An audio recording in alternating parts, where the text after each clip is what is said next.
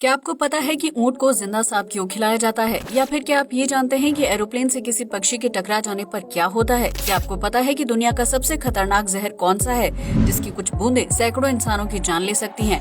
क्या आपने कभी सोचा है कि कोल्ड ड्रिंक को बोतलों में पूरा क्यों नहीं भरा जाता है? या फिर क्या आप ये जानते हैं कि डॉक्टर सफेद कोट क्यों पहनते हैं? यकीनन आपने आज से पहले इतने मजेदार फैक्ट्स नहीं सुने होंगे, इसलिए वीडियो को आखिर तक जरूर देखें।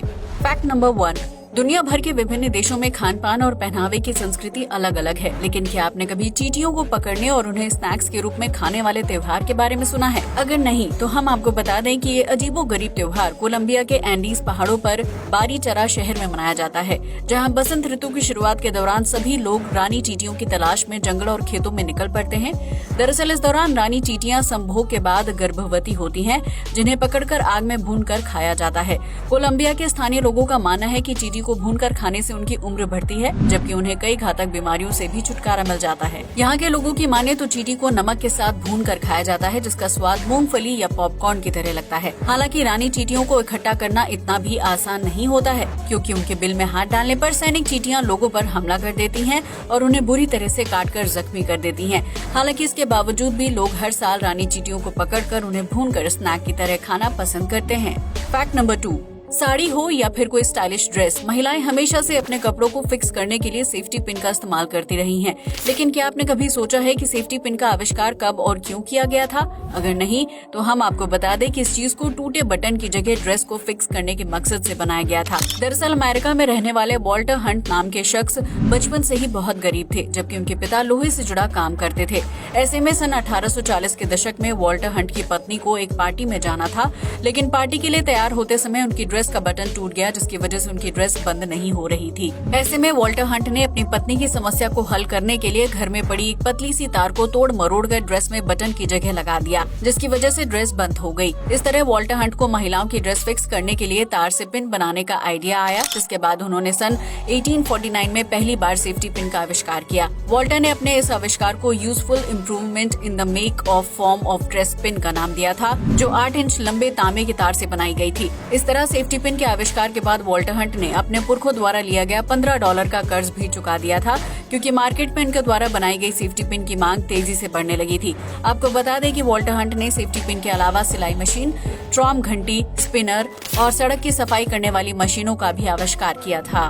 फैक्ट नंबर 3, भारत में हिंदी भाषा का हाल हम सभी को पता है, जहां लोग इंग्लिश भाषा बोलना सभ्य समाज की निशानी मानते हैं। ऐसे में हिंदी समेत संस्कृत भाषाओं का चलन धीरे धीरे कम होता जा रहा है, जिसकी वजह से स्कूलों में भी बच्चों को संस्कृत भाषा का ज्ञान नहीं दिया जाता है। लेकिन मध्य प्रदेश के राजगढ़ जिले में एक ऐसा गाँव भी है, जहाँ के लोग आज भी आम बोलचाल के लिए संस्कृत भाषा का इस्तेमाल करते हैं। इस गाँव का नाम झीरी है, जो राजगढ़ जिला मुख्यालय से लगभग 45 किलोमीटर की दूरी पर है। झीरी गाँव में बच्चों से लेकर बुजुर्गों तक हर कोई शानदार संस्कृत बोलता है, जबकि घरों के बाहर दीवारों पर संस्कृत में खूबसूरत श्लोक लिखे हुए दिखाई देते हैं। मध्य प्रदेश में झीरी को संस्कृत गांव के नाम से जाना जाता है, जहां साल 1978 से आरएसएस की एक शाखा नियमित रूप से लगती रही है। झीरी गांव अपने संस्कृत भाषा होने की वजह से पर्यटकों के बीच अलग पहचान बनाने में कामयाब रहा है, जिसकी वजह से यहाँ संस्कृत भाषा सिखाने वाले लोगों का आना जाना लगा रहता है। फैक्ट नंबर 4, इन दिनों युवाओं से लेकर बच्चों के बीच पिज्जा का क्रेज काफी ज्यादा बढ़ गया है, जिसकी वजह से देश भर में पिज्जा आउटलेट की संख्या बढ़ती जा रही है। लेकिन क्या आपने कभी सोचा है कि गोल आकार का पिज्जा हमेशा चौकोर डिब्बे में क्यों पैक किया जाता है? अगर नहीं तो आज हम आपको इस सवाल का दिलचस्प जवाब बताने जा रहे हैं। दरअसल चौकोर डिब्बे का निर्माण करने में कंपनी को फायदा होता है, क्योंकि इस प्रकार के डिब्बे कम खर्च में आसानी से बन जाते हैं और इसके लिए सिर्फ कार्डबोर्ड की एक शीट की जरूरत पड़ती है।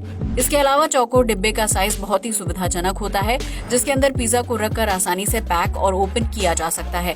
वहीं अगर कंपनी चौकोर की जगह गोल बॉक्स का निर्माण करती है, उसे कार्डबोर्ड की ज्यादा शीट्स का इस्तेमाल करना होगा। इसके अलावा गोल बॉक्स को बनाने का खर्च और मेहनत भी ज्यादा होगी, जबकि उसे खोलने और बंद करने का काम भी मुश्किल हो जाएगा।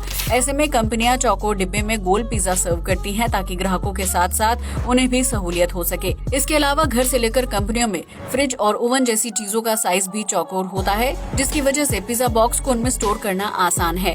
हमें उम्मीद है कि अब आपको समझ आ गया होगा कि पिज्जा का बॉक्स गोल के बजाय चौकोर क्यों होता है, इसलिए वीडियो को जल्दी से लाइक कर दीजिए। फैक्ट नंबर 5, आपने भी गर्मी के मौसम में अलग अलग प्रकार की कोल्ड ड्रिंक का स्वाद चखा होगा जो रिफ्रेश होने का एहसास देती हैं। लेकिन क्या आपने कभी सोचा है कि कोल्ड ड्रिंक की बोतल को पूरा क्यों नहीं भरा जाता है, वो ऊपर से थोड़ी खाली क्यों रहती है? अगर नहीं तो हम आपको बता दें कि कोई भी तरल पदार्थ गर्म तापमान के संपर्क में आने से फैलने लगता है, जबकि ठंडे तापमान में वो सिकुड़ जाता है। ऐसे में कोल्ड ड्रिंक को तैयार किए जाने के बाद उसे बोतलों में पूरा नहीं भरा जाता है, क्योंकि फैक्ट्री से आपके घर के पास वाली दुकान तक पहुंचने के दौरान उस बोतल को कई अलग अलग प्रकार के तापमान से होकर गुजरना पड़ता है। इस तरह ज्यादा ठंडे तापमान में कोल्ड ड्रिंक में मौजूद तत्व सिकुड़ जाते हैं, जबकि ज्यादा गर्म तापमान में वो फैलने लगते हैं। ऐसे में अगर कोल्ड ड्रिंक की बोतल को ऊपर तक पूरा भर दिया जाएगा तो गर्म तापमान के संपर्क में आने से उसमें मौजूद तत्वों के फैलने से बोतल फट भी सकती है। इसलिए कोल्ड ड्रिंक कंपनियां बोतल को पूरा नहीं भरती हैं, ताकि अंदर लिक्विड को फैलने या सिकुड़ने के लिए पर्याप्त जगह मिल सके। ऐसा करने से कंपनियों को भी नुकसान नहीं होता है और आपकी फेवरेट कोल्ड ड्रिंक बिना किसी ब्लास्ट के आप तक पहुंच जाती है। फैक्ट नंबर 6, किसी भी तरह की शारीरिक तकलीफ होने पर हम सीधा अस्पताल की तरफ भागते हैं, जहां डॉक्टर हमारा इलाज करता है। डॉक्टर की पहचान सफेद कोट से निर्धारित की जाती है, लेकिन क्या आपने कभी सोचा है कि डॉक्टर सफेद रंग का ही कोट क्यों पहनते हैं? अगर नहीं तो हम आपको बता दें कि डॉक्टर प्राचीन काल से ही सफेद रंग की पोशाक पहनकर मरीजों का इलाज करते आए हैं, क्योंकि ये रंग शांति का प्रतीक माना जाता है। अस्पताल में इलाज के लिए आने वाले मरीज अक्सर तनाव और परेशानी में रहते हैं। ऐसे में डॉक्टर का सफेद कोट उन्हें शांति का एहसास करवाने में मददगार साबित होता है। इसके साथ ही सफेद रंग का कोट डॉक्टर को भी तनाव मुक्त होकर काम करने में मदद करता है, जबकि इस रंग में गंदगी आसानी से दिखाई देती है। ऐसे में जब डॉक्टर सफेद रंग का कोट पहनकर काम करते हैं तो उन्हें कोट पर लगने वाली गंदगी आसानी से दिख जाती है और फिर वो उसे धुलवा लेते हैं। इस तरह डॉक्टर खुद भी स्वस्थ रहते हैं और अपने संपर्क में आने वाले मरीजों को भी कीटाणु मुक्त रखते हैं। हालांकि ऑपरेशन थिएटर में हरे या नीले रंग के कपड़े पहने जाते हैं, क्योंकि खून का रंग अत्यधिक चटक होता है, इसलिए उसे देखकर डॉक्टरों को परेशानी हो सकती है। इसलिए हरे और नीले रंग के कपड़े आंखों और दिमाग को शांति पहुँचाने का काम करते हैं। फैक्ट नंबर 7, शेर और चीता को जंगल का सबसे खतरनाक जानवर माना जाता है, जो अपने पंजों और दांतों से किसी को भी चीर फाड़ सकते हैं। लेकिन क्या आप जानते हैं कि जापान की एक कंपनी इन जानवरों से जीन्स में डिजाइन तैयार करने का काम करवाती है? जी हाँ, आपने बिल्कुल सही सुना। जू जीन्स नाम की ये कंपनी चिड़ियाघर में कैद शेर और चीता के पिंजरे में जीन्स का फैब्रिक फेंक देती है, जिसके बाद ये जानवर उसे खाने की चीज समझकर अपने पंजों और दांतों से चीर फाड़ करना शुरू कर देते हैं। ऐसा करने से जीन्स पर अलग अलग जगह कट के निशान बन जाते हैं, जिसे कंपनी रिप्ड जीन्स के नाम पर बाजार में बेच देती है। जू जीन्स का मार्केट प्राइस बहुत ही ज्यादा होता है, क्योंकि ये कंपनी लिमिटेड एडिशन में ही जीन्स सेल करती है। ऐसे में हम ये कह सकते हैं कि जापानी लोग शेर और चीता को जीन्स डिजाइन करने के काम में लगा चुके हैं, जिसके लिए इन जानवरों को कोई एक्स्ट्रा भुगतान नहीं किया जाता है।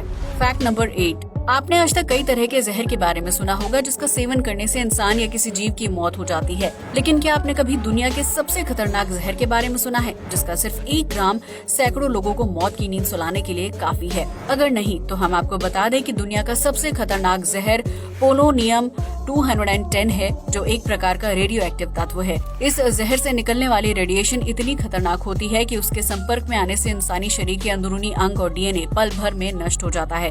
इतना ही नहीं, पोलोनियम जहर को मृत के शरीर में ढूंढना भी बहुत मुश्किल काम है, क्योंकि ये जहर जल्दी से पकड़ में नहीं आता है।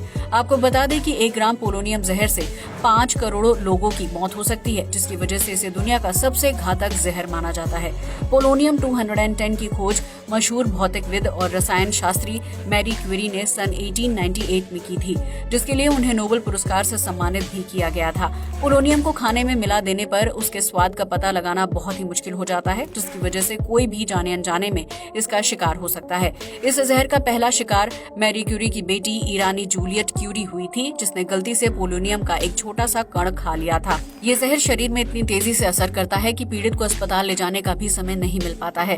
हालांकि भारत में इस जहर का मिलना नामुमकिन है। फैक्ट नंबर 9, आसमान में उड़ते हवाई जहाज को देखकर आपके मन में भी कभी न कभी ये सवाल आया होगा कि अगर प्लेन से कोई पक्षी टकरा जाए तो क्या होगा। आमतौर पर हवाई जहाज 30,000 फीट की ऊंचाई पर उड़ान भरते हैं, जहां पक्षियों का उड़ना संभव नहीं है। इसलिए आसमान में प्लेन से पक्षियों के टकराने की घटनाएं बहुत कम या फिर ना के बराबर होती हैं। लेकिन प्लेन के टेक ऑफ और लैंडिंग के समय पक्षियों के टकराने की संभावना सबसे ज्यादा होती है। ऐसे में अगर किसी बड़े प्लेन से पक्षी टकराता है तो उससे ज्यादा नुकसान नहीं होता है, लेकिन अगर छोटे प्लेन से कोई बड़ा पक्षी टकरा जाए तो उस स्थिति में प्लेन को आपातकालीन स्थिति में रोकना पड़ता है, क्योंकि पक्षी से टक्कर होने के बाद प्लेन का फ्रंट मिरर, पंखा या फिर बॉडी डैमेज हो जाती है, जिसकी वजह से पायलट के लिए प्लेन को आसमान में उड़ाना मुश्किल हो जाता है। हालांकि प्लेन से पक्षियों की टक्कर के 95% मामलों में कोई समस्या नहीं होती है, जिसकी वजह से फ्लाइट्स पर ज्यादा असर नहीं होता है। लेकिन कनाडा और ब्रिटेन में किए गए एक शोध की माने तो पिछले 20 साल में प्लेन और बर्ड्स के बीच हुई टक्कर में 106 आम नागरिकों की मौत हो चुकी है। इसलिए ये कहा जा सकता है कि बर्ड स्ट्राइक भी इंसानों की मौत का कारण बन सकती है। फैक्ट नंबर 10, ऊंट को रेगिस्तान का बादशाह कहा जाता है, जो कई दिनों तक बिना पानी पिए रेत में लंबी यात्राएं करने के लिए जाना जाता है। लेकिन क्या आप जानते हैं कि ऊंट को बीमारियों से बचाने के लिए जिंदा सांप खिलाया जाता है ताकि उसकी सेहत ठीक रह सके? जी हाँ, आपने बिल्कुल सही सुना। दरअसल गर्म तापमान और लगातार कई दिनों की लंबी यात्रा करने की वजह से कभी कभी ऊंट का शरीर पूरी तरह से अकड़ जाता है। ऐसे में अगर समय रहते ऊंट का इलाज ना किया जाए तो उसकी मौत भी हो सकती है। रेगिस्तानी इलाके में सफर करने के दौरान अस्पताल की सुविधा मिलना बहुत ही मुश्किल होता है। इसलिए जब कभी ऊंट की तबीयत खराब हो जाती है तो उसके मुंह में जहरीला सांप डाल दिया जाता है। इसके बाद ऊंट को पानी पिलाया जाता है और उसके मुंह को कुछ देर के लिए बंद कर दिया जाता है। ऐसा करने से सांप के शरीर में मौजूद जहर ऊंट के शरीर में बन रहे जहर को काट देता है। हालांकि जिंदा सांप खाने की वजह से ऊंट की तबीयत खराब हो जाती है और वो कुछ दिनों तक खाना पीना छोड़ देता है। लेकिन जैसे जैसे उसके शरीर में सांप के जहर का असर कम होने लगता है, ऊंट की तबीयत ठीक हो जाती है। इस तरह प्राचीन काल से ही ऊंट को लकवा मारने की बीमारी से बचाया जाता रहा है, जिसका अब तक कोई साइंटिफिक रीजन सामने नहीं आया है। लेकिन ऊंट पालन करने वाले लोग आज भी इस टोटके को आजमा कर अपने पालतू जानवर का इलाज करते हैं। वहीं जंगली ऊंट भी तबीयत खराब होने पर खुद जहरीले सांप को निगल जाते हैं। भले ही ये फैक्ट सुनने में अटपटा लगता हो, लेकिन ऊंटों के इलाज के लिए इसे काफी कारगर माना जाता है। आज के लिए बस इतना ही। जय हिंद दोस्तों।